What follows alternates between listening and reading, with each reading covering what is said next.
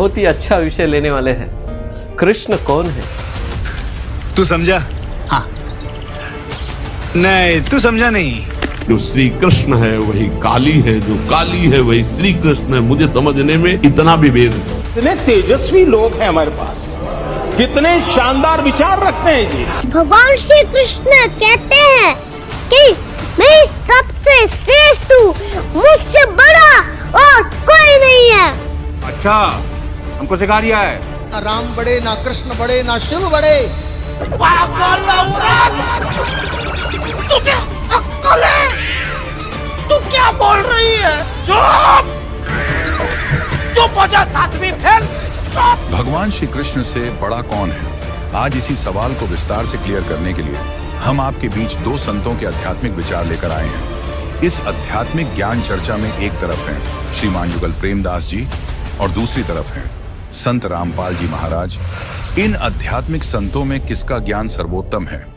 Comment करके हमें अपनी राय अवश्य दें। अगर इस चैनल पर आप पहली बार आए हैं तो फटाफट से वीडियो को लाइक और चैनल को सब्सक्राइब जरूर कर दें। तो चलिए वीडियो शुरू करते हैं। हरे कृष्णा।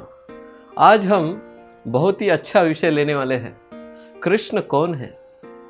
कृष्ण के बारे में बहुत लोगों के मन में शंकाएं रहती है, और जब तक व्यक्ति शास्त्र को पढ़ेगा नहीं तब तक उसको उसकी जो शंकाएं हैं वो दूर नहीं हो सकती, उसका निरसन नहीं किया जा सकता। तो ब्रह्मा जी कहते हैं, ईश्वरा परमा कृष्णा सच्चिदानंद विग्रह अनादिरादिर गोविंदा सर्व कारण कारणम। तो ब्रह्मा जी कहते हैं कि ईश्वरा परमा कृष्णा, परम ईश्वर कृष्ण है। वो कैसे है? सच्चिदानंद विग्रह, सच्चित आनंद से बने हुए विग्रह है। और आगे कहते हैं अनादिरादिर गोविंदा सर्व कारण कारणम। उनका कोई ना मूल है, वो ही सबके मूल है।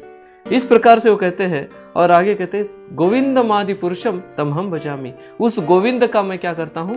भजन करता हूं। इस प्रकार ब्रह्मा जी कहते हैं। फिर शिव जी अपनी जो पत्नी है पार्वती देवी, उनको कहते हैं, एकम शास्त्रम देवकी पुत्र गीतम एको देव देवकी पुत्र एव एको मंत्रस्य तस्य नामानि यानि कर्मापि एकम तस्य देवस्य सेवा। तो अपनी पत्नी पार्वती को बताते हैं, एकम शास्त्रम देवकी पुत्र गीतम। एक ही शास्त्र है पार्वती। कौन सा? देवकी पुत्र गीतम। देवकी के जो पुत्र है उन्होंने जो गीता कही है वही एक शास्त्र है। एको देव देवकी पुत्र एव। एक ही भगवान है, और वो कौन है? देवकी का पुत्र है। और देवकी का पुत्र कौन है? कृष्ण, श्री कृष्ण जो भगवान है। और भगवान की व्याख्या हमें समझना बहुत आवश्यक है, जो पाराशर मुनि ने बताई है। वो कहते हैं कि जिनके अंदर 6 ऐश्वर्य होते हैं उनको ही हम केवल भगवान कहते हैं। भग का अर्थ होता है भगवान। भग मतलब ऐश्वर्य। जिसके पास 6 ऐश्वर्य से पूर्ण है, जो व्यक्ति 6 ऐश्वर्य से पूर्ण है, अनंत मात्रा में ऐश्वर्य है, उनको ही हम केवल भगवान कह सकते हैं। तो भगवान भगवद गीता में कहते हैं, वेदा अहम समतितानि वर्तमानानि च अर्जुन भविष्यानि च भूतानि माम तु वेद न कश्चन। हे अर्जुन, मैं सारे कालों को पहचान सकता हूँ, सारे कालों का मुझे ज्ञान है। वर्तमान काल के बारे में भी ज्ञान है, अतीत काल मतलब जो भूतकाल हुआ है उसके बारे में भी ज्ञान है, और भविष्य के बारे में भी मुझे पता है। भविष्य में जो होने वाला है उसके बारे में मुझे पता है, और सारे जीवों के बारे में भी मुझे पता है। लेकिन अर्जुना, मुझे कोई नहीं जान सकता, मुझे कोई समझ नहीं सकता। तो यहां पर कृष्ण बताना चाहते हैं कि पूर्ण ज्ञान उनके पास है। तो कृष्ण जो प्रसिद्ध है पूरे ब्रह्मांड में, इसी ब्रह्मांड में नहीं तो अनंत कोटि जितने भी ब्रह्मांड है उसमें भी कृष्ण के बारे में जाना जा सकता है, वहां पर भी प्रसिद्ध है। कृष्ण केवल पृथ्वी पर ही प्रसिद्ध नहीं है, तो ब्रह्मलोक से लेके नीचे पाताल तक सब जगह पर प्रसिद्ध है। उनको हर व्यक्ति पहचानता है, हर जीव पहचानता है। तो ये हो गया प्रसिद्धि। फिर बाद में आता है ताकत, स्ट्रेंथ, बल, शक्ति। कृष्ण भगवान ने जब अपना जो ताकत जो है, बल है, वो अपने बचपन से ही उन्होंने दिखाना चालू किया था। जो अनंत बल है, अनंत शक्ति है। कृष्ण ने जो गोवर्धन पर्वत उठाया था, अपनी जो बाएं हाथ की जो उंगली है जिसको कनिष्ठिका कहते हैं, के ऊपर उठाया था। और जो कोई ये कार्य कर नहीं सकता, तो अनंत शक्ति कृष्ण के अंदर है। दोस्तों, अभी आपने सुने श्रीमान युगल प्रेमदास जी के आध्यात्मिक विचार। आइए अब सुनते हैं संत रामपाल जी महाराज के आध्यात्मिक विचार। पुण्यात्माओं जी, जो गुरु लोग हमें ये शिक्षा देते थे और ये कथा सुनाते थे, श्री कृष्ण जी ने गोवर्धन उठाया और फिर वो इन्हों कहते थे देवी देवताओं की पूजा करो, श्राद्ध निकालो। अरे भले आदमी हो, श्री कृष्ण जी ने तो देवताओं की पूजा छुटवाई थी, तुम दंड कर रहे हो, उनके विपरीत ज्ञान दे रहे हो, गुण गा रहे हो श्री कृष्ण के, और तुम इसको भगवान बता रहे हो। परमात्मा कहा करते थे कि केवल एक इस लीला को, इस लीला से ही तुमने उसको भगवान मान लिया, ये तुम्हारी नासमझी है, बालक बुद्धि है कि ये कंप्लीट गॉड मान लिया तुमने, गोवर्धन उठा लिया था। क्या बताते हैं परमात्मा? कहते हैं गोवर्धन श्री कृष्ण धारो और द्रोणोगिरी हनुमंत, शेष नाग सब सृष्टि उठारा, इनमें कौन भगवंत।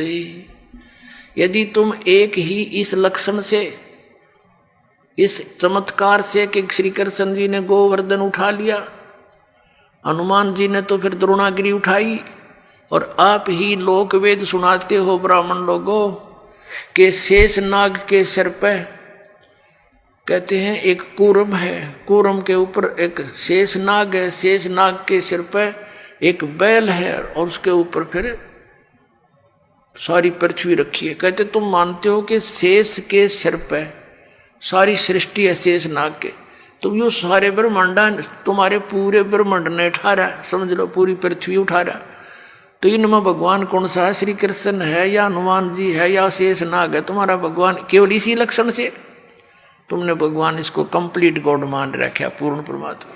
श्री कृष्ण कौन थे?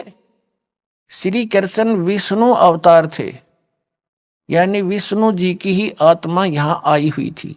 श्री कृष्ण तो अर्जुन का साला था, और साले ने भूल गया, वो कृष्ण नहीं था उस समय, वो विराट रूप दिखाया उसने, कृष्ण का भूल भाल गया, वो विराट रूप दिखाई दिया उसने, तो श्री कृष्ण नहीं था वो। श्री कृष्ण जी के अंदर वो काल बोला था, उसने जुल्म करवाना था। श्री कृष्ण नहीं चाहता था ये युद्ध हो, क्योंकि वो पहले ही मना कर दिया था कि मैं युद्ध भी नहीं करूंगा और मैं हथियार भी नहीं उठाऊंगा, एक तरफ मेरी सेना होगी, एक तरफ मैं होऊंगा। भगवान कृष्ण ने यही सोचा था कि ये और नहीं तो पांडव मान जाएंगे इस बात पे, जब एक तरफ ये मुझे तो लेंगे ही लेंगे क्योंकि मैं इनका रिश्तेदार हूं, एक तरफ सेना लगा दी।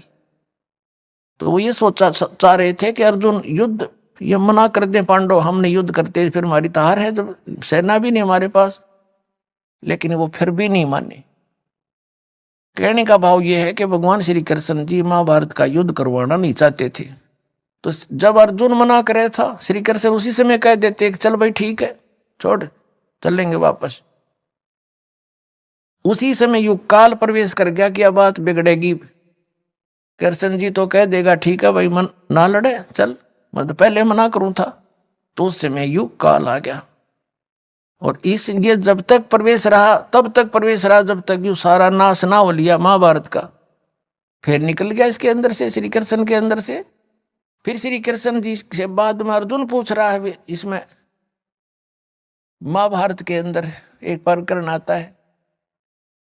अर्जुन कहता है बाद में जब राजगद्दी प्राप्त हो ली, तब कहता भगवान एक बार सत्संग करके जाना, आप द्वारका जाने वाले हो, और वही ज्ञान सुनाना जो युद्ध के दौरान सुनाया था गीता वाला। उस समय श्री कृष्ण कहता मुझे याद नहीं मैंने क्या कहा था। इससे सिद्ध है कि श्री कृष्ण ने बोला ही नहीं था वो। तो हम प्रसंग पर आते हैं कि ये गीता का ज्ञान ये ब्रह्म बोल रहा है,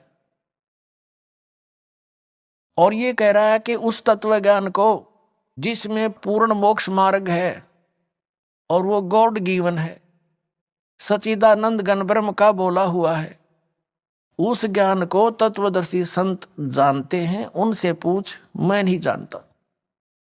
यहां गीता जी के अध्याय नंबर 4 के श्लोक नंबर 32 में अनुवादकर्ताओं ने थोड़ी सी त्रुटि कर दी, क्योंकि जहां इनकी बुद्धि काम करना बंद कर गई, इन्होंने अनर्थ कर दिए अर्थों के। यहां ब्रह्मणे शब्द है, ब्रह्मणे मुखे मूल पाठ में।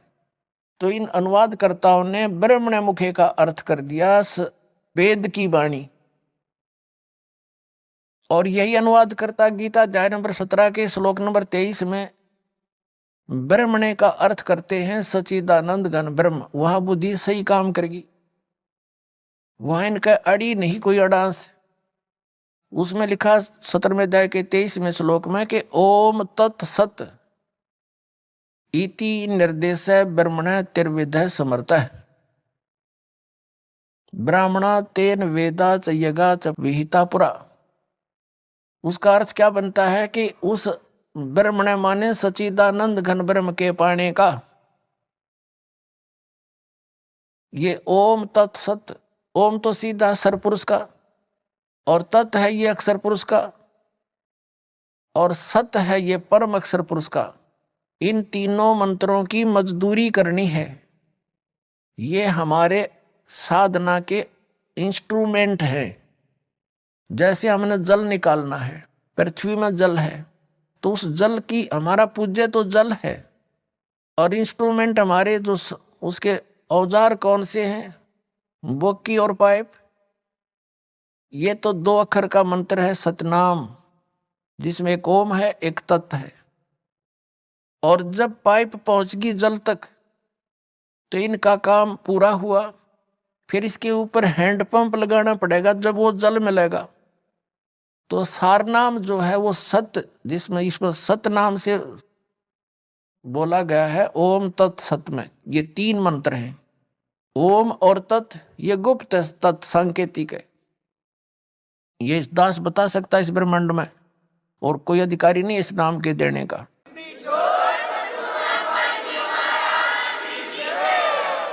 ये दोनों मिलकर 2 अक्षर का सतनाम हो गया। जो समझ लो बोकी, श्वास उश्वास की बोकी लगानी है। और फिर सत है, ये सार शब्द की तरफ संकेत है। वो मंत्र न्यारा है, ये दास देगा। वो समझ लो हैंडपंप का ऊपर की मशीन।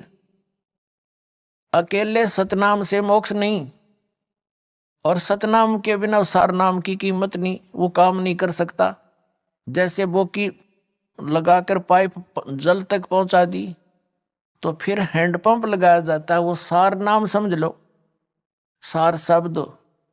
उस हैंडपंप को भी चलाना पड़ता है, तब वो वांछित वस्तु मिलती है। तो हमने सतलोक जाना है, परम अक्षर ब्रह्म की प्राप्ति करनी है। उस स्थान पर जाना है जहां जाकर फिर वापस कभी नहीं आते। उसके लिए 3 मंत्र के जाप का विशेष योगदान है। ओम तत्सत इति निर्देश है ब्रह्मण तिर्विध समर्थ है। वो सच्चिदानंद घन ब्रह्म का, उसके पाने का, इस 3 मंत्र के साधना का, जाप का, सिमरण का निर्देश है। निर्देश मीन डायरेक्शन, फाइनल फैसला, नथिंग एल्स। इसके अतिरिक्त और कोई मंत्र नहीं। निर्देश का ये सीधा अर्थ होता।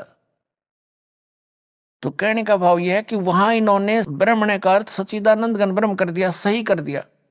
और वही ब्रह्मण्य अर्थ है 4थे अध्याय के 32वें श्लोक में। या इनकी बुद्धि फिसल गई कि इनको ज्ञान नहीं था, और जिस कारण से इन्होंने अर्थों के अनरस कर दिए, कथाएं घुमा दी। जैसे गीता अध्याय नंबर 7 के श्लोक नंबर 18 में अनुत्तम शब्द है, अनुत्तमम यानी कति घटिया, उसका अति उत्तम बढ़ा दिया इन्होंने। बताओ, 4ठी कक्षा के बच्चे ने पूछ ले उत्तम माने श्रेष्ठ, अनुत्तम माने अश्रेष्ठ। अरे इन्होंने उस अनुत्तम का सर्वश्रेष्ठ कर दिया। व्याकरण बदलने लग गए बिना ज्ञान के, अनर्थ कर दिए।